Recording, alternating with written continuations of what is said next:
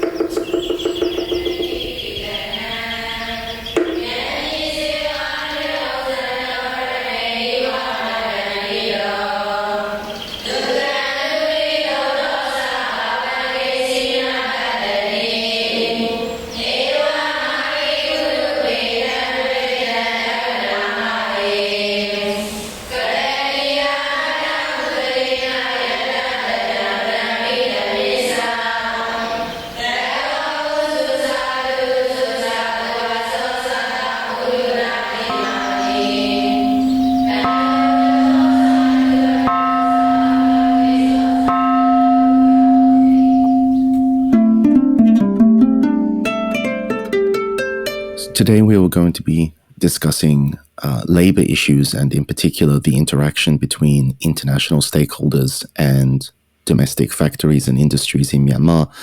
I'm going to ask my guest today to introduce himself so that we have a better understanding of what he represents and the information that he can bring to bear. So please, if you can introduce yourself for our guests or for our listeners. Thank you very much. My name is Maung Maung, and I am at the moment the president of the Confederation of Trade Unions Myanmar. We established the Trade Unions Confederation in 2015 according to the Myanmar Labor Organization law, which was drawn up by the government and the ILO. So I would say we are the largest registered confederation, and I have been involved in the trade union issues, workers' rights issues since 1988. So I've been a long time working on these issues. Okay, thank you. So we've discussed labor unions on this podcast before, and I want to hear your opinion on how much control do the military and their families and their cronies have over the industries in Myanmar, whether it's textiles or whether it's minerals or whether it's oil, just in general, major industries? I would say 95% is controlled by the military, because almost everything that is exported, imported, and almost everything that is produced in the country is owned directly by the military or by its conglomerates, by its families. And everybody that does any kind of business has to have a godfather. So I would say 95% is control, and the rest 5% is low-level agriculture products that they don't want to get mess with. So, in effect, you're saying that there is no real way for someone to invest in any industry of size in Myanmar without doing business with the military or military families? Well, for instance, when you're flying in, let's say, you better ask whether the agent that you brought the ticket or arranged with the hotels had to do anything with the military or with the former drug lords. And I think you start to really understand how life is in Myanmar. And then when you start walking around to look at the things, almost everything looks normal. But if you look further down under the surface, you will see that everything has to be brought and sold through the Myanmar Economic Corporation or Myanmar Holding. So I would say these are the things that can be found only after you look under the first layer of the business facade in Burma. And so that brings us to the coup. Following the coup of 2021, we saw a lot of Western industries, whether it's Americans, whether it's European Union, pulling out their investments, stopping the placement of fresh orders to companies and industries in Myanmar. Some of them acted very quickly. Some of them, like Chevron and Total, took a very long time to implement an exit strategy. But we saw many companies leaving Myanmar over concerns of the coup. Would you say, actually, what would you say the effect of this has been on workers in Myanmar, and what has the effect been on the military? Let's say that people pull out investments because they cannot work properly. It's not because they love the people of Burma or they hate the military. The only reason that they pull out is they can't make money, they don't make profit, and they can't work properly. So that's why they move out. So I would say this is what business thinks about, and this is what took place in Burma. At the same time, it has hurt the people. I can't say it doesn't hurt. It hurts the people financially as well as on, let's say, the ethical issues. Because once a coup took place, there is no freedom of association, there is no freedom of expression, and you can't do any politics. We were on the streets for a long time, but then the military cracked down. That's normal, and after that, you are not able to move around on the streets or voice any open letters to the militaries or so forth and things like that. So the first of all, there is this what you call the closing down of the business community, and it has gradually increased. And let's say within the last week, the business people have also found that there is no way they can survive because the military issued another order from the banking community that they will have to exchange all the remaining foreign reserves that are in the joint venture companies into the local chats. Then and the funny thing is the central bank has ordered all the residents staying in Burma, whether they're Burmese or whether they're expatriates or whether they are resettled, that they have to reschedule their debt and their loans giving back and the interest giving back to the international creditors. So the government itself has ordered all the business community to, let's say, default on their own. So this is a kind of environment that we are in, and this is what people are who haven't left up to last week are finding out now. But let me tell you something. I have to give credit to Total for pulling out. For people, young people who are involved in the movement just now, it may seem that 1 year and 6 months has been a long time that Total should have pulled out. But the last revolution where I was involved, after 14 years, we were not able to launch Total out of Burma. So I would say it has been very fast. It's very good, and it shows a military that you can fool the people in Burma, but you can't fool the international community. That would be my answer to your question. Excellent. So, on the whole, you would say that foreign industries are not motivated by ethical concerns. They're not genuinely worried about the people of Burma. It's just that the military coup has made the country economically unstable and industrially unreliable. Is that what you're saying? That is correct. People will argue that we're looking after those 300,000 people working in the private garment sector. Okay, give me a break. We have 400,000 people who were dismissed because they joined the civil disobedient movement. Okay. And these are people with at least 15 years of service with their families, and they lost their pensions because we are in a fight for system change. Okay, there is talk about humanitarian assistance. We are a rich country. Okay, we were the world's let's say largest exporter of rice before the military started in 1962. We were the largest exporter of teak in the world. We had the earlier train system in the country than the let's say Thailand.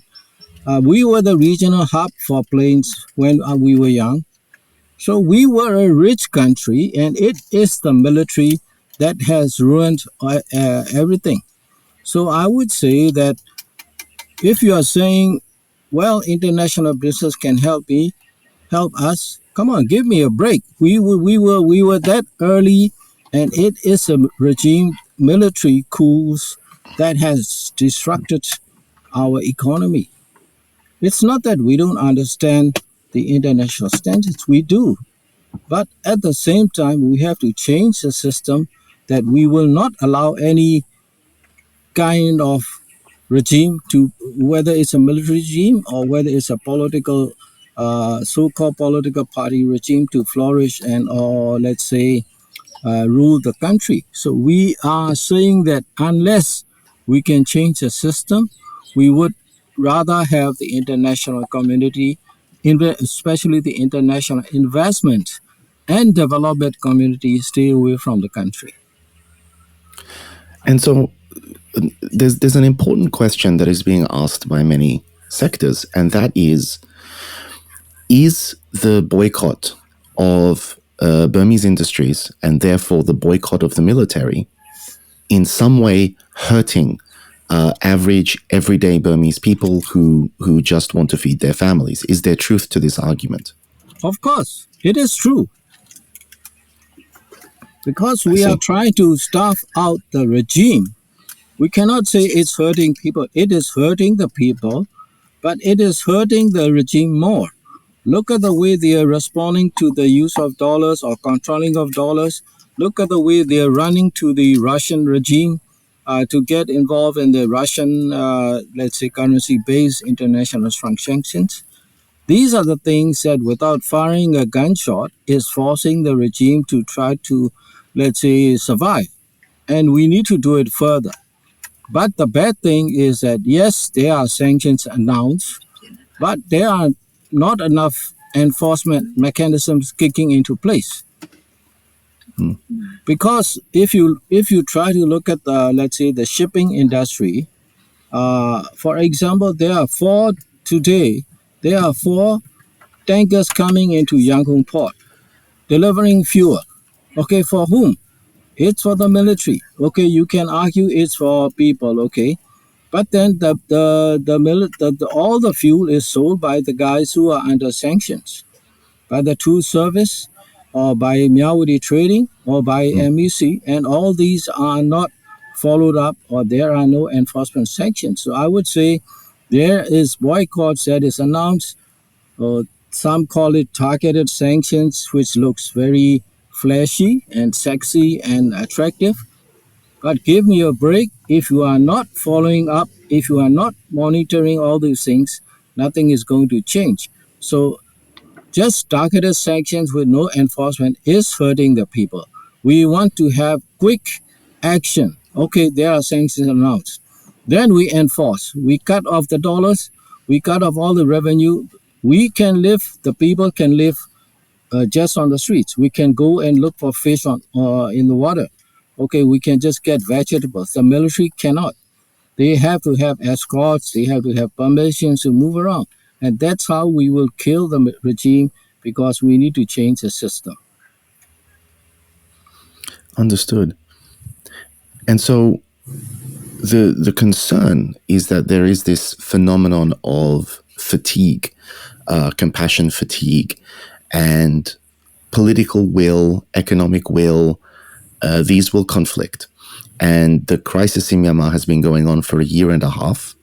And there are many companies who are getting tired of waiting and they want to come back into the Myanmar market. They want to continue benefiting from the from the cheap labor and from the high profit margins. Have you experienced a return of foreign companies and foreign investment into Burmese industries recently? We haven't seen big ones.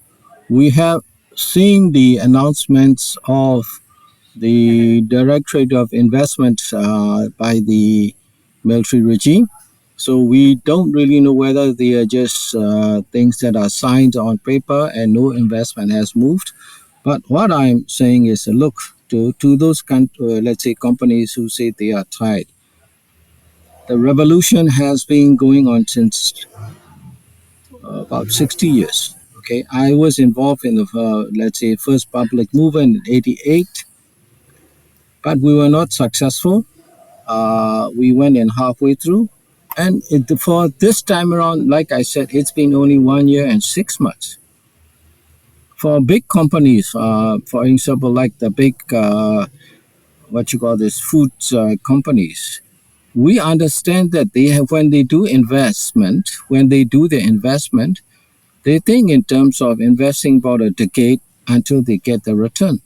So I would say those who advocate for this company saying they are tied, I think I would say go away. Okay, this doesn't make sense in the political sense and investment sense.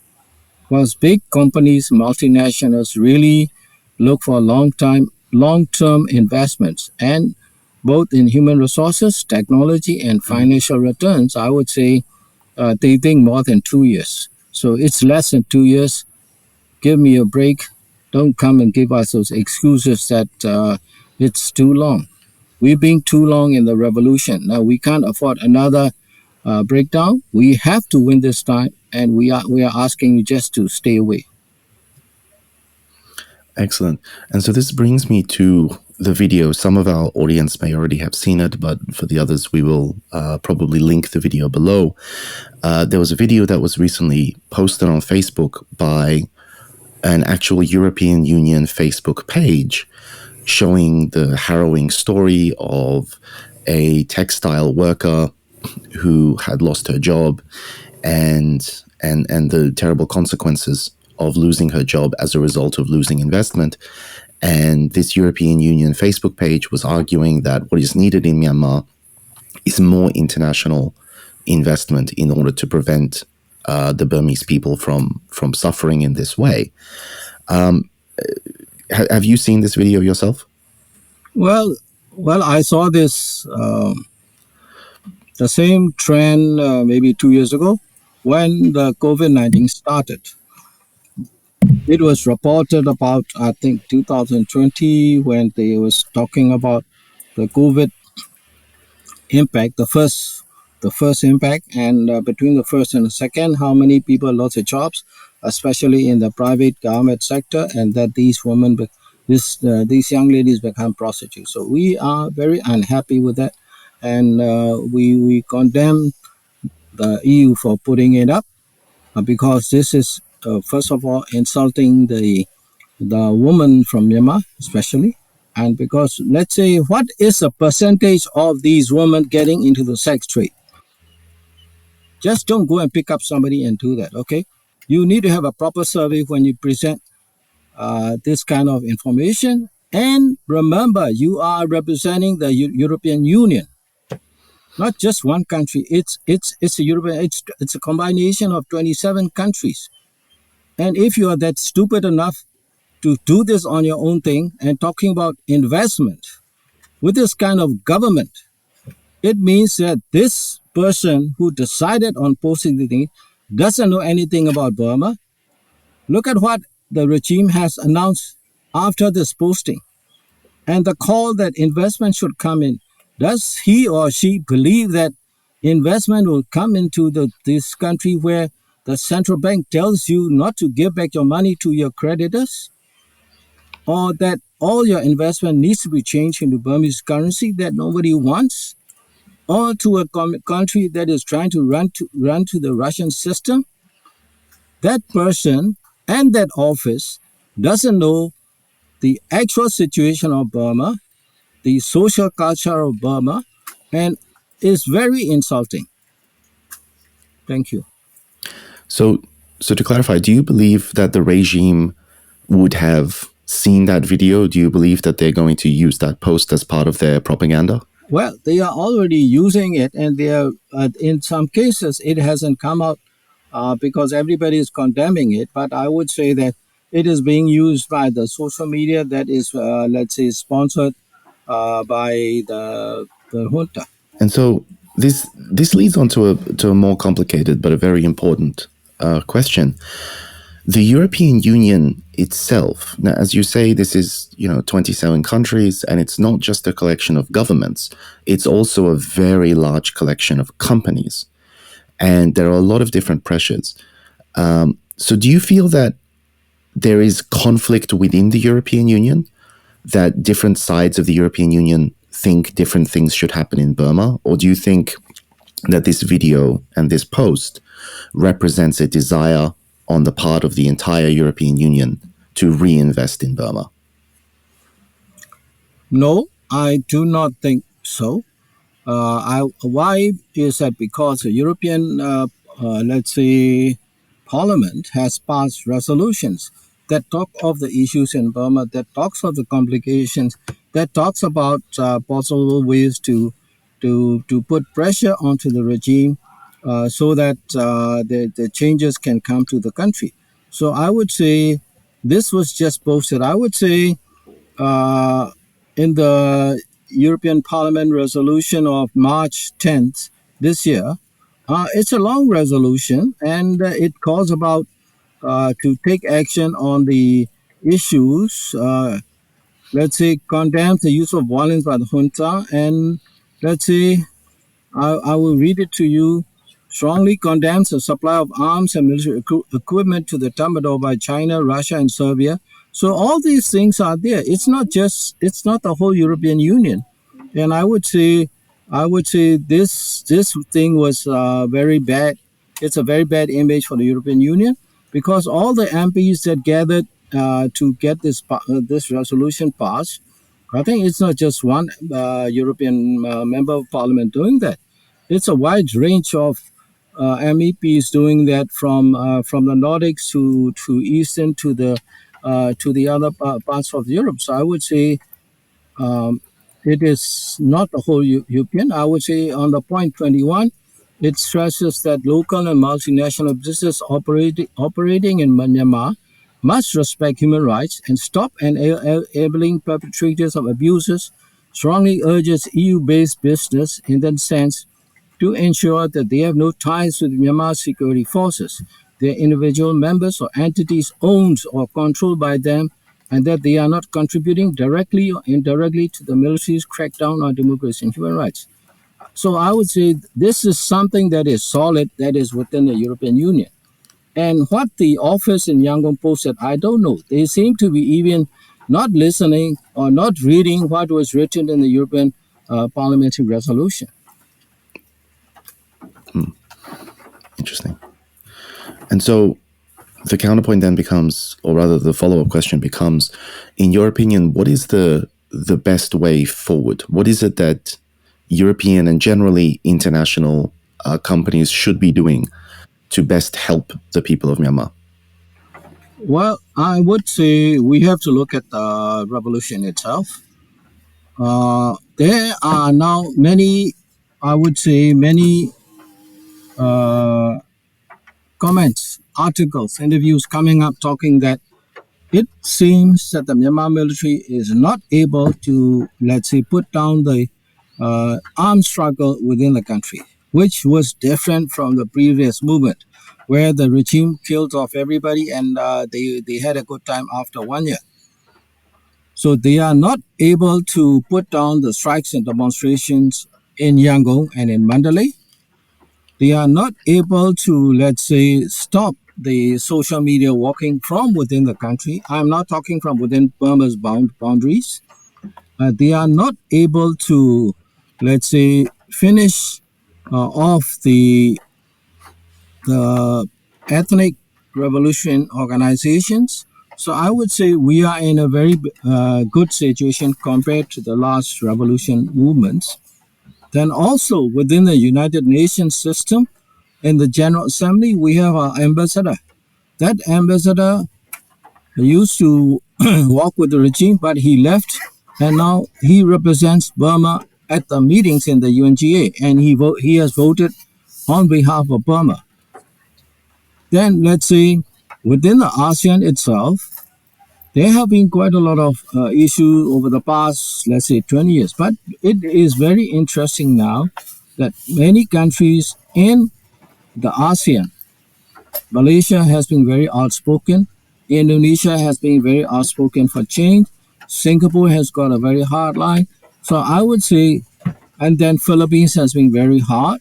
So I would say compared to the past movements where we were having a hard time trying to meet with those government officials, the Malaysian foreign minister met with one of our representatives and put it on his own Facebook.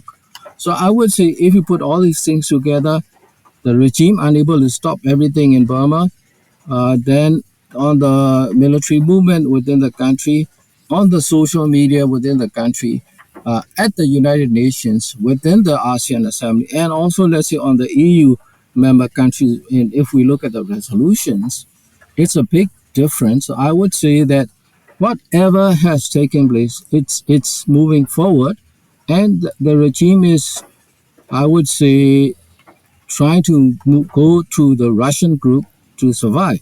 So I would say all these things are in very different situations from what was in the last movement. So I would say we are in a very good situation. Brilliant. And so, Maung Maung, I want to thank you very much for your time. And this has been very edifying. Before we leave, I just want to give you the opportunity, if there is anything that you want our audience to know or to better understand about what is going on in Myanmar in order to help fight misinformation, I would like to invite you to just share whatever thoughts you may have for them. Oh, thank you very much. Thank you for the opportunity, and also the listeners who are listening. I do hope that I was able to give a good picture within a very short period. I look forward to answering your questions if there are questions, or even if there are discussions on the pros and cons of, let's say, asking Western business to go out. We are representing the workers, and I have been working in this movement since 1988. It's been some time, but I would say, just like I explained, we are winning, and we want people to not just think like, well, the military is going to win again. No, it is not. And we have made the points like I explained. So if there are any more questions, anytime, let us know. Thank you very much.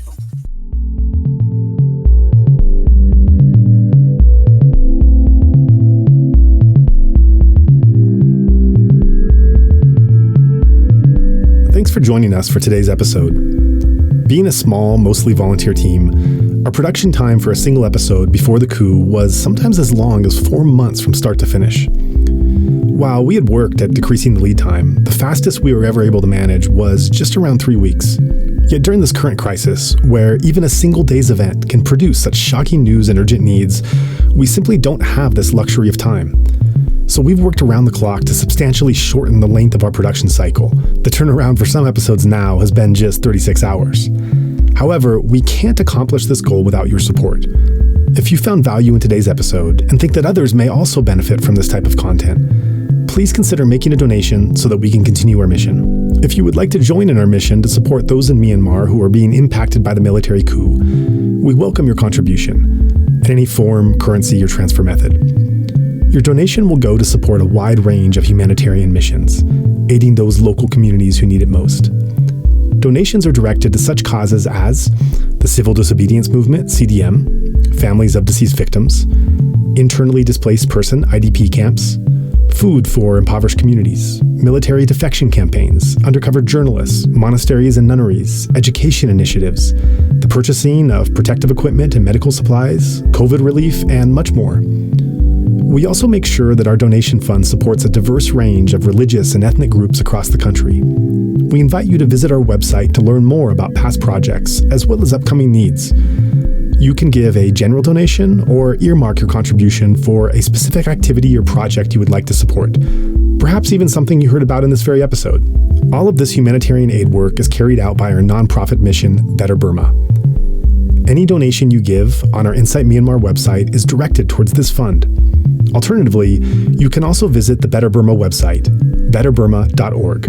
That's betterburma.org, and donate directly there. In either case, your donation goes to the same cause, and both websites accept credit cards. You can also give via PayPal by going to paypal.me/betterburma. Additionally, we take donations through Patreon, Venmo, GoFundMe, and Cash App. Simply search Better Burma on each platform and you'll find our account. You can also visit either the Insight Myanmar or Better Burma websites for specific links to those respective accounts, or email us at info@betterburma.org. If you'd like to give in another way, please contact us. Thank you so much for your kind consideration and support.